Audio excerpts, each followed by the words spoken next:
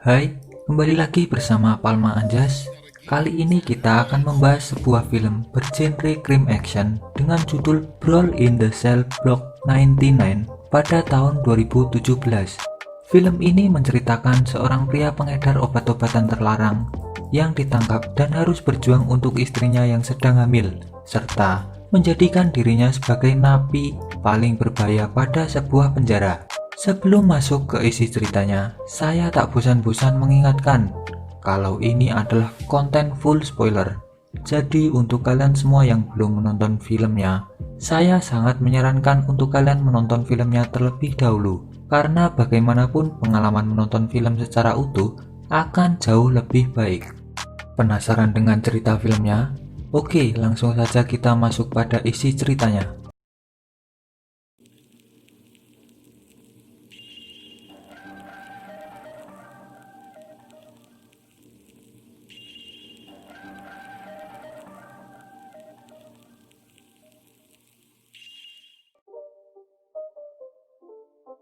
Film dibuka dengan seorang pria bernama Thomas. Ia seorang pria yang bekerja di sebuah bengkel mobil. Thomas adalah seorang pria sopan dan agak sedikit dingin. Saat ia kembali membawa mobil yang akan diperbaiki, ia malah mendapat berita tak mengenakan, di mana Thomas harus dipecat tanpa sebab dari pekerjaannya itu. Di sini terlihat Thomas mulai mengemasi barang-barangnya untuk dibawa pulang.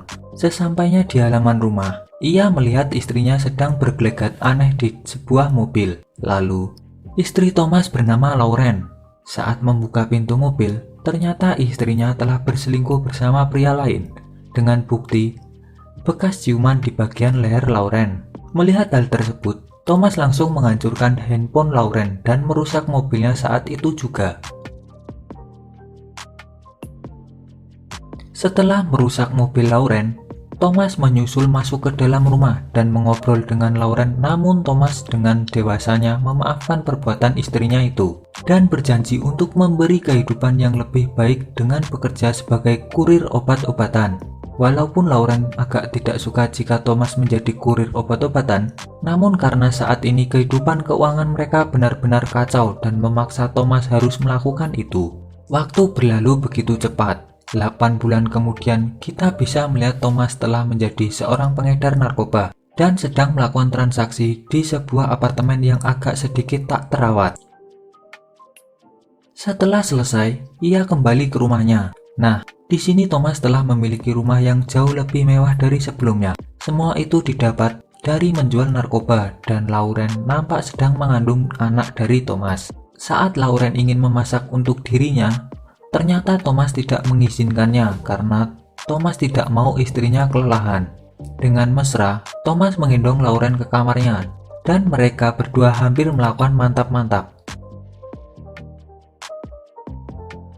Pas lagi asik, Thomas kembali mendapat telepon dari bosnya bernama Jill karena ada misi yang sangat penting. Saat sudah tiba, mereka berdiskusi atas bisnis yang sedang Thomas lakukan dan disusul oleh 3 orang yang bernama Eliezer, Pedro, dan Roman. Eliezer adalah bos besar gembong narkoba yang akan bekerja sama dengan Jill untuk sebuah penjemputan narkoba. Sempat Thomas ingin menolak bekerja sama dengan dia karena Thomas kurang percaya dengan anak buah Eliezer yang akan menemani dirinya untuk transaksi narkoba. Di sini Jill meyakinkan Thomas. Sampai akhirnya Thomas pun setuju dengan syarat Thomas yang akan memimpin penjemputan narkoba tersebut. Tiba saatnya misi mereka dimulai. Nampak Roman sangat kesal terhadap Thomas karena ia harus mendengarkan semua perintah Thomas dan harus menurutinya juga. Penjemputan pun selesai dan berjalan dengan lancar. Saat mereka akan kembali ke daratan, Thomas menyuruh Pedro dan Roman untuk membuang paket tersebut ke dalam dan mengambilnya nanti. Namun mereka menolak dan menghajar Thomas. Tak lama setelah itu, polisi mengepung Pedro dan juga Roman. Terjadilah aksi tembak-tembakan antara polisi, Roman, dan Pedro. Thomas yang telah mengetahui hal tersebut langsung menembak Pedro dan juga Roman. Tujuan Thomas di sini, ia ingin menyamar menjadi orang baik dan membantu pihak kepolisian serta menghilangkan bukti atas kepemilikan narkoba. Namun di sini Thomas pun ditangkap oleh pihak kepolisian pada saat interogasi. Ternyata detektif yang menyelidiki kasus tersebut sudah mengetahui rencana Thomas yang ingin mengelabui pihak kepolisian, dan ia harus dipenjara untuk mempertanggungjawabkan perbuatannya. Lauren juga datang ke tempat tersebut. Lauren berkata, jika ia sudah melahirkan anak, mereka akan mengunjungi Thomas. Namun Thomas tidak mau karena dia tidak ingin anaknya melihat Thomas untuk pertama kalinya berada pada sel tahanan. Mendengar hal itu, Lauren pun mengiyakan dan berjanji tidak akan selingkuh seperti sebelumnya dan setia menunggu Thomas keluar dari penjara. Hari persidangan pun tiba. Thomas dijatuhi hukuman yang cukup lama, yaitu 7 tahun di penjara, dan ia sama sekali tidak membantah untuk masa tahanannya tersebut. Thomas pun tiba di sel tahanan dengan kelas penjagaan sedang. Ia harus melakukan serangkaian penyitaan barang-barang termasuk cincin pernikahan dan juga pemeriksaan tubuh. Selesai dengan hal itu semua, ia bertemu dengan seorang dokter penjara bernama Letvi. Ia akan bertanggung jawab jika ada masalah Thomas sakit maupun luka. Letvi juga mengantarkan Thomas ke ruangan sel tahanan. Lalu dia diperkenalkan dengan seorang sipir tahanan yang akan mengontrol dan mengurus Thomas. Ia bernama Andre. Hari pertama di penjara, nampak Thomas terlambat bangun dan membuat dirinya dimarahi oleh Andre karena sikapnya yang kurang sopan terhadap aturan yang berlaku. Di sisi lain, Lauren mendapat penyusup yang sedang ingin masuk ke rumahnya. Tak lama setelah itu, Lauren mendapat beberapa tembakan obat bius ke tubuhnya. Seketika membuat tubuhnya lemas dan pingsan. Pagi harinya, Thomas dipanggil ke sebuah ruangan untuk bertemu seorang wanita bernama Dennis Powter. Ia menginformasikan bahwa Lauren sedang ada masalah pada kandungan. Mendengar hal itu, terlihat Thomas sangat terpukul dan Thomas harus bertemu dengan seorang pria, yaitu dokter spesialis kandungan yang telah menunggunya. Namun yang datang bukanlah dokter kandungan, melainkan orang asing yang tidak diketahui. Ia bernama Pletchett. Pada saat mereka melakukan perbincangan, hal mengejutkan pun terjadi, di mana Lauren telah disekap dan kandungannya akan diaborsi. Nah, yang menyuruh Pletchett adalah Eleazar, dan penyebab istri Thomas disekap karena Thomas telah gagal dalam penjemputan paket obat-obatan. Dan untuk membayarnya, ia harus membunuh seorang tahanan yang berada pada Red Lab Block 99 dengan nama Christopher. Jika ia tidak mau melakukannya, maka anak dan istrinya akan dibunuh oleh Eleazar. Sekedar informasi, Red Lab adalah penjara kelas berat dan kejam, serta penjagaan yang sangat ketat untuk para napi yang berada pada sel tersebut. Di sini Thomas pun harus membuat kekacauan sehingga ia bisa dipindahkan ke penjara Red Lab. Ia pun menghantam Andre dan mematahkan tangannya sehingga kekacauan pun terjadi di penjara.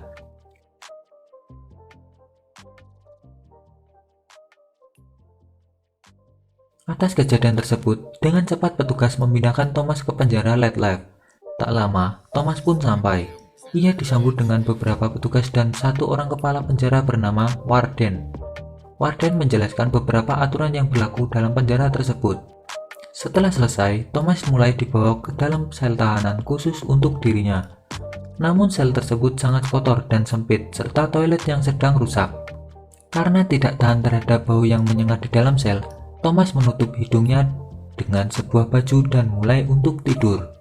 Pagi harinya, ia mendapat jam istirahat di sebuah taman dengan waktu sekitar 1 jam. Setelah sampai, ia disambut seorang napi lainnya yang ingin berkenalan dengannya. Ia bernama Derry. Melihat ada alat-alat untuk olahraga, Thomas pun memutuskan untuk ikut, namun niatnya dilarang oleh Derry. Thomas bertanya tentang napi yang berada di blok 99. Ternyata di situ tidak ada napi yang berasal dari blok 99. Fakta baru blok 99 adalah tempat sangat terisolasi. Hampir tahanan di sana tidak pernah sama sekali keluar dan melihat matahari. Dijelaskan jika blok 99 memang dikhususkan untuk napi yang sangat berbahaya, karena tujuan Thomas di sini untuk membunuh Christopher yang berada di blok 99. Ia pun kembali membuat kekacauan agar bisa dimasukkan ke dalam blok 99. Terjadi seru-seruan, di mana Thomas mengajar beberapa napi dan membuat mereka sedikit muter, dan kembali mematahkan tangan salah satu penjaga yang ingin mengamankan perkelahian. Petugas yang telah mengetahui kejadian tersebut langsung menyeret Thomas ke dalam blok 99. Setelah sampai, nampak di dalam ruangan yang pengap dan sangat terisolasi. Di sini Thomas dipasangkan sebuah alat setrum kejut yang dipasangkan pada pinggangnya agar Thomas dapat lebih terkendali. Thomas pun dimasukkan ke dalam selnya. Nampak banyak bongkahan kaca yang ada di lantai sel Thomas. Seketika Warden mengaktifkan setrum yang ada di pinggang Thomas dan membuatnya tersungkur dan lemas. Terlihat lutut Thomas terkena pecahan kaca yang membuat ia sangat menderita. Di sisi lain, Pletchett mulai memanggil dokter aborsi yang telah didatangkan dari Korea Selatan untuk memulai mengaborsi janin Lauren. Kembali ke Thomas, saat di dalam sel, ia tampak memanggil-manggil nama Christopher. Namun, ada seorang napi lain mengatakan bahwa nama Christopher tidak pernah ada di sel blok 99. Tiba-tiba datang seorang penjaga yang sebelumnya telah dipatahkan tangannya oleh Thomas. Penjaga tersebut balas dendam dengan menggunakan setrum kejut yang ada di pinggang Thomas.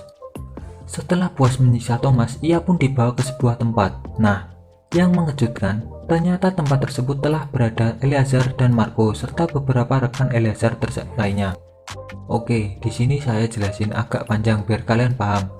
Di awal film, Pletchett bertemu dengan Thomas di sebuah penjara dan menyuruh Thomas untuk membunuh Christopher di blok 99 agar anak dalam kandungan Lauren dapat selamat dan tidak diaborsi, dan itu adalah cara satu-satunya Thomas membayar kerugian atas penjemputan paket narkoba yang gagal. Nah, setelah dimasukkan ke penjara Red Left, tepatnya pada blok 99, malah dia dijebak dan seseorang bernama Christopher memanglah tak ada. Itu hanyalah akal-akalan atau drama dari Eleazar untuk menyiksa Thomas, sehingga ia benar-benar menderita dalam sel tahanan tersebut. Dan fakta barunya, sebentar lagi Lauren akan diaborsi. Mendengar hal tersebut, Thomas sangat marah. Di sisi lain, dia tidak memiliki kemampuan apa-apa untuk melawan Eleazar karena masih terikat rantai dan terpasang pinggang kejutan listrik. Thomas kembali disisa oleh Eleazar. Setelah sedikit muter, lalu ia dibawa oleh petugas kembali ke selnya. Pagi harinya setelah bangun, Thomas mengambil busa alas kaki dari sepatunya untuk menahan kejutan listrik agar alat tersebut tidak berfungsi lagi. Kembali Thomas dipanggil untuk menemui Eleazar, dan kali ini tubuhnya tidak akan berpengaruh pada kejut listrik yang ada di punggungnya. Saat dua petugas ingin membawa keluar, Thomas pun menghantam mereka. Sempat petugas menyerang dirinya, namun itu bagaikan gigitan semut untuk tubuhnya. Ia pun meminta kunci borgol kepada petugas dengan membuat salah satu petugas harus mudar. Setelah mendapatkan kunci, ia langsung mengunci salah satu petugas di dalam sel tahanannya. Perlahan ia pun berjalan ke tempat Eleazar. Kali ini tentunya tanpa borgol di bagian tubuhnya, dan disinilah terjadi aksi yang cukup mengasihkan.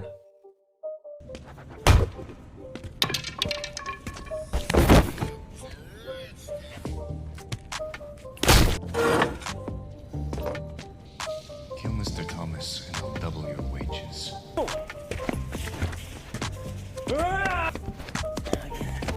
Setelah selesai mengejar anak buah Eleazar, Thomas menghampiri Eleazar untuk mengatakan pada Pletchett agar membatalkan aborsi. Sempat Eleazar menolak, namun Thomas mematahkan kakinya sehingga Eleazar tak bisa berkutik dan menuruti perintah Thomas. Dan Lauren harus diantar ke tempat Jill untuk memastikan Lauren benar-benar aman. Setelah Eleazar menuruti perintah Thomas, ia pun juga dikurung dalam sel tahanan Thomas, namun aksinya telah diketahui oleh Warden.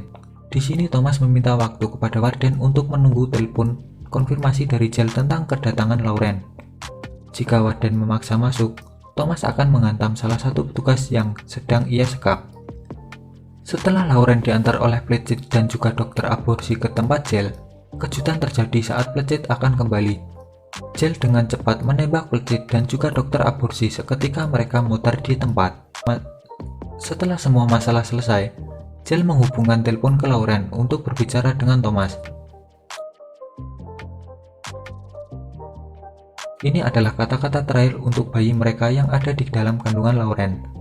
Terlihat wajah seorang ayah sangat sedih karena belum bisa menjadi sosok yang lebih baik untuk keluarganya.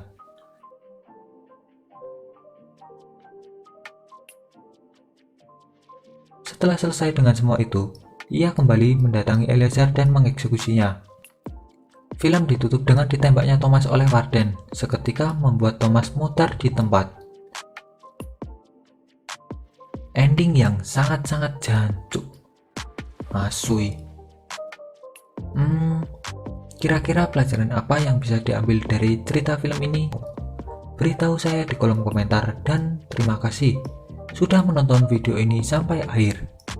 Bye bye.